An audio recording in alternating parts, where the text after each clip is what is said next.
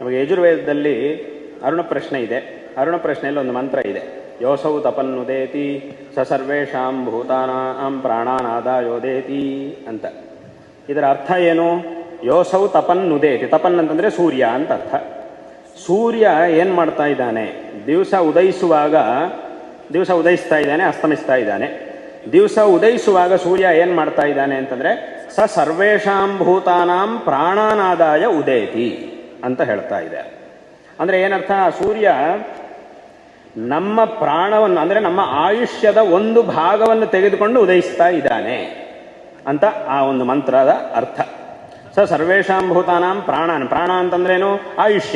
ಆಯುಷ್ಯದ ಒಂದು ಭಾಗವನ್ನು ತಾನು ತೆಗೆದುಕೊಂಡು ಉದಯಿಸ್ತಾ ಇದ್ದಾನೆ ಅಂತ ಆ ಒಂದು ಮಂತ್ರದ ಅರ್ಥ.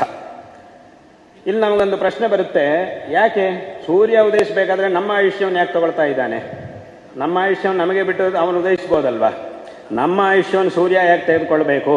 ಅದರ ಅವಶ್ಯಕತೆ ಏನು? ಸೂರ್ಯ ಉದಯಿಸಬೇಕಾದ್ರೆ ನಾನು ನನ್ನ ಆಯುಷ್ಯ ಕೊಡಬೇಕಾ? ಹಾಗೆಲ್ಲ ನಾನು ಕೊಡುವುದಿಲ್ಲ ಅಂತ ಹಾಗೆ ಹೇಳಕ್ಕಾಗುವುದಿಲ್ಲ. ಇದರ ತಾತ್ಪರ್ಯ ಏನು ಅಂತ ಕೇಳಿದರೆ, ಒಂದು ದಿವಸ ಸೂರ್ಯೋದಯ ಆಯಿತು ಅಂತಂದ್ರೆ ನಿನ್ನ ಜೀವನದಲ್ಲಿ ಒಂದು ರಾತ್ರಿ ಮುಗಿದು ಹೋಯಿತು, ಮತ್ತೆ ಅದು ವಾಪಸ್ ನಿನಗೆ ಬರುವುದಿಲ್ಲ. ಹಾಗೆ ಅಸೂಯೋ ಅಸ್ತಮೇತಿ ಸ ಸರ್ವೇಷಾಂ ಭೂತಾನಾಂ ಪ್ರಾಣಾನಾದಾಯ ಅಸ್ತಮೇತಿ. ಪುನಃ ಅವನು ಅಸ್ತಮಿಸ್ತಾ ಇರುವಾಗಲೂ ನಿನ್ನ ಆಯುಷ್ಯದ ಒಂದು ಭಾಗವನ್ನು ತೆಗೆದುಕೊಂಡು ಅಸ್ತಮಿಸ್ತಾ ಇದ್ದಾನೆ. ಅಂದರೆ ಇದರ ಅರ್ಥ ಏನು ಅಂತಂದರೆ, ಒಂದು ಸಲ ಸೂರ್ಯಾಸ್ತಮಯ ಆಯಿತು ಅಂತಂದರೆ ಪುನಃ ಹಗಲು ಮುಗಿದಾಯಿತು, ಅದು ಮತ್ತೆ ಪುನಃ ವಾಪಸ್ಸು ಬರುವುದಿಲ್ಲ. ಒಂದು ರಾತ್ರಿ ಸೂರ್ಯೋದಯ ಆಯಿತು ಅಂದರೆ ರಾತ್ರಿ ಮುಗೀತು, ಸೂರ್ಯಾಸ್ತಮಯ ಆಯಿತು ಅಂತಂದರೆ ಹಗಲು ಮುಗಿದಾಯಿತು. ಇದು ಯಾವುದೂ ಸಹ ವಾಪಸ್ ನಿನಗೆ ಬರುವುದಿಲ್ಲ. ಹಾಗಾಗಿ ಏನು ಮಾಡಬೇಕು?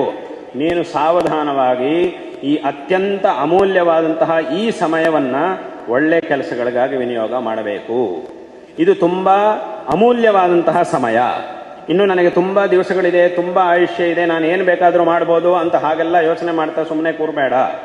ಇರಬಹುದು, ಆದರೆ ಇರುವ ಸಮಯವನ್ನು ಇದನ್ನು ಸರಿಯಾಗಿ ಸಾರ್ಥಕ ಮಾಡಿಕೊಳ್ಳಬೇಕು ಎಂಬುದಾಗಿ ಆ ಶಾಸ್ತ್ರವು ನಮಗೆ ಉಪದೇಶಿಸ್ತಾ ಇದೆ.